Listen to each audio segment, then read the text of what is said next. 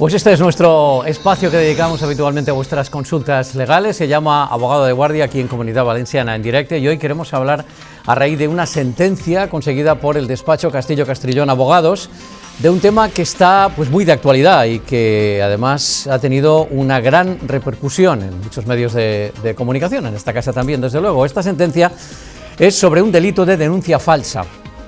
El caso, una mujer es condenada penalmente por denunciar a su marido por unos hechos que ella sabía que no se habían cometido. Para hablarnos de este caso en concreto y en general de las consecuencias que tiene una denuncia falsa, tenemos hoy con nosotros a Ignacio Castillo Castrillón, que es CEO y fundador de Castillo Castrillón Abogados. ¿Qué tal? ¿Cómo estás? Bienvenido. Muy buenas tardes. Un placer de nuevo contar con Ignacio Castillo Castrillón y Juan Colado, que es integrante del Departamento de Derecho Penal en Castillo Castrillón Abogados. ¿Qué tal, Juan? Hola, bienvenido. Encantado, Chivo. Bueno, pues cuéntanos, Ignacio, una sentencia que ha levantado mucha, polvareda, ha tenido mucha repercusión. Cuéntanos qué ha sucedido en este caso y qué es lo que se ha conseguido demostrar en la sentencia. Bueno, pues por desgracia sí que sucede en alguna ocasión pues, que se utiliza la vía de la jurisdicción penal por mujeres, en este caso amparándose en la protección que les merece la ley de violencia de género o la normativa sobre la violencia de género, para denunciar de manera falsa o falsamente, con conocimiento de esa falsedad, a su expareja o su pareja o marido, pues, dependiendo de la relación que les une. Y bueno, en este caso pues el juez ha considerado que estaba probado que faltó a la verdad. Digo por desgracia porque desde luego desmerece la realidad de las situaciones que padecen muchas mujeres. No con eso estamos diciendo... Una cosa no quita otra, desde luego. No estamos diciendo... Que ocurran casos que son casos afortunadamente no mayoritarios, no significa que no ocurran, ¿no? Correcto, o sea, no decimos que todas las mujeres denuncian falsamente, no es cierto. O sea, en muchas ocasiones las mujeres sufren la lacra de la violencia y desde luego para eso está la respuesta del derecho penal. Podemos estar más de acuerdo o menos de acuerdo en relación a esa respuesta que establece el derecho penal para el tema de violencia de género, pero sí que es cierto que también hay ocasiones en donde las mujeres utilizan esta vía, la vía penal, para obtener determinadas consecuencias, ya sea temas de custodia o temas de ayudas o el tema que pretendan buscar, faltando a la verdad en la denuncia o con conocimiento de esa falsedad. Entonces, en este caso, pues el juez ha considerado que se dan esos elementos del delito de denuncia falsa y ha condenado a la mujer porque ha entendido que ha faltado a la verdad en la narración de los hechos en la denuncia. Bueno, Juan, y entonces este delito de denuncia falsa, vamos a profundizar más aprovechando esta sentencia. ¿Qué circunstancias, no sé si tienen que darse algunas circunstancias determinadas o concretas para que un juez, como es en este caso, emita una sentencia sobre denuncia falsa? En el delito de denuncia falsa se tienen que dar tres circunstancias. La primera sería que la persona denuncie un hecho ante un funcionario o una administración, que ese hecho que impute sea un hecho delictivo y que se impute a una persona con conocimiento, como ha dicho Ignacio, de la falsedad del hecho que se está imputando. Esto me parece importante. Aquí es donde, desde luego, sí, está el tanto abogados de una parte como de otra, y el juez es el que tiene que determinar que esa persona conocía, en este caso estamos hablando de una denuncia falsa de una mujer, pero en todo caso, cualquiera que haga una denuncia falsa, es importante este requisito, debe conocer que esa situación que denuncia no se ajusta a la verdad.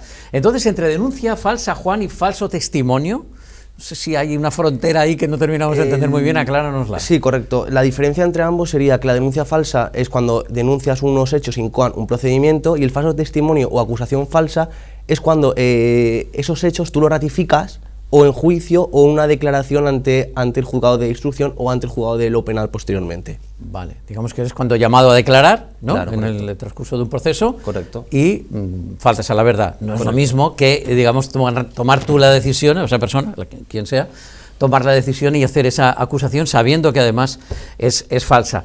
Para la persona que inicia entonces este procedimiento, ¿cuáles serían las consecuencias? No sé si en este caso las podéis determinar o en general qué puede determinar el juez. Claro, para la persona contra la que se inicia un procedimiento, una persona denuncia a otra, esa persona se va a instruir un procedimiento penal, va a tener la calidad de investigado y todo ello llevará a un procedimiento penal que con toda la vía procesal que eso conlleva, y puede terminar en la celebración de un juicio. Si el juez considera durante la instrucción que ha habido prueba suficiente, podemos llegar hasta la celebración de un juicio y todo por una denuncia falsa, por denunciar unos hechos que no son verdad.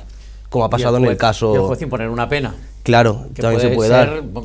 El juez impondrá, Sí, en función correcto. de cómo califique el delito, pero podría llegar a ser, como dices, digamos, una pena, claro, una pena que devenga una pena de prisión. De prisión, porque Correcto. estamos hablando de un procedimiento penal. Penal, correcto, correcto. En fin, que esto es un asunto ciertamente serio.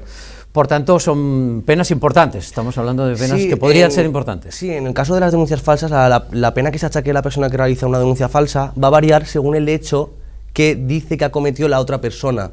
Si hablamos de hechos graves, que por ejemplo serían hechos imputar a alguien un homicidio, ahí hablaríamos de penas de hasta 2 años de prisión y también conlleva multas. Si hablamos de un hecho que sea menos grave, por ejemplo, que diga que tú me has robado, eso conllevaría penas de multa de hasta 24 meses. Y si ya denunciáramos hechos menos leves, por ejemplo, una cachetada, eso conllevaría penas de multa de hasta 3 meses.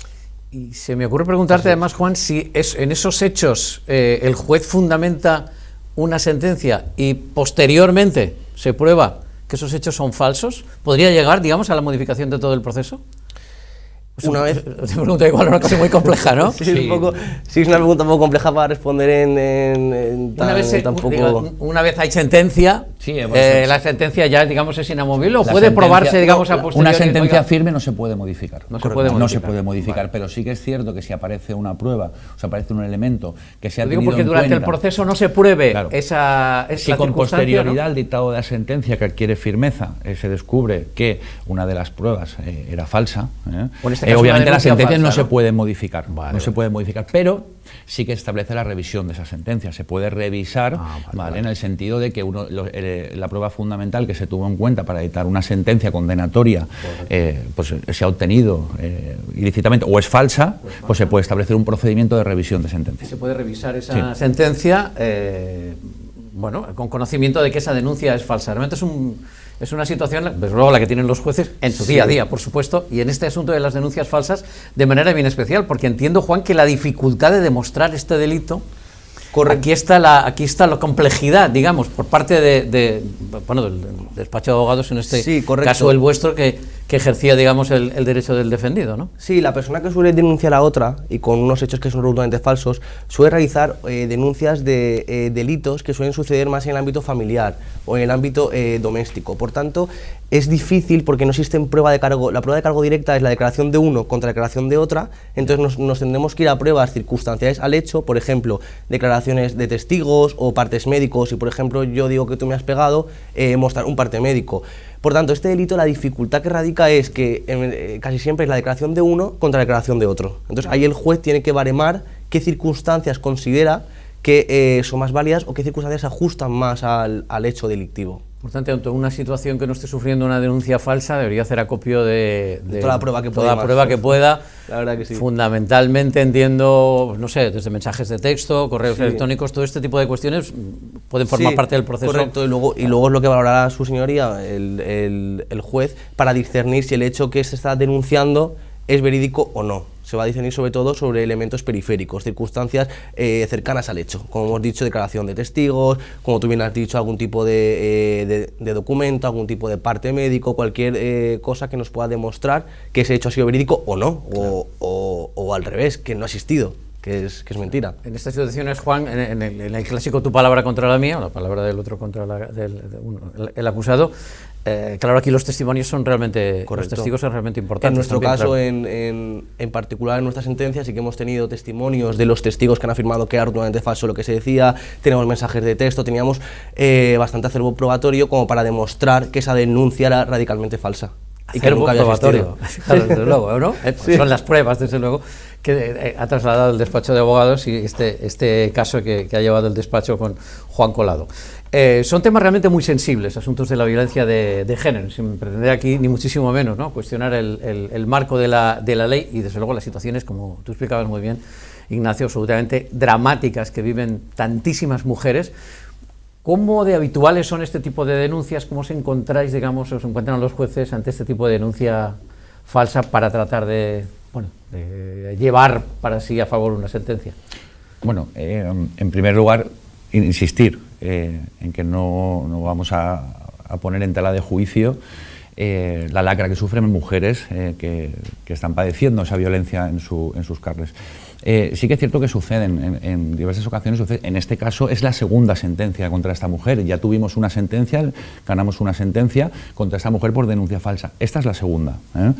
Sí que lo vemos, pero es difícil porque muchas veces el órgano judicial o se interpone una denuncia, entonces el juez lo que va a hacer es valorar esa prueba, ¿vale? Entonces dentro de esa valoración pues puede entender que la prueba que presenta la mujer o que presenta el hombre o cualquier otra situación en donde hay una denuncia la valora más positivamente que la otra. Entonces, entender desde un principio o poder acreditar y probar que se ha producido esa falsedad rotunda en la redacción de la denuncia o que se ha redactado con conocimiento de su falsedad, pues requiere una prueba supletoria, que es lo que estaba indicando Juan. Dice, probar el hecho en sí mismo es muy complicado, pero sí que están los indicios. Hay una serie de indicios que van a determinar que esa persona ha actuado falsamente. ¿Cómo de habitual son? Pues bueno, son habituales. Se producen bastantes procedimientos por denuncia falsa, no solo en el caso de la violencia de género, sino en cualquier otro caso. Sí que hay procedimientos de denuncia falsa, por eso está tipificado en el Código Penal, por eso lo recoge el Código Penal y tutela ese bien jurídico, sancionando una pena a quien denuncie falsamente. Pero insistimos, o sea, que no estamos haciendo una crítica al tema de la violencia de género, no estamos haciendo una crítica, lo que estamos es poniendo de manifiesto y comunicando pues que así ha existido esta denuncia y en este caso el juez ha considerado, valorando la prueba, con todas las garantías procesales y constitucionales de que se ha producido ese delito.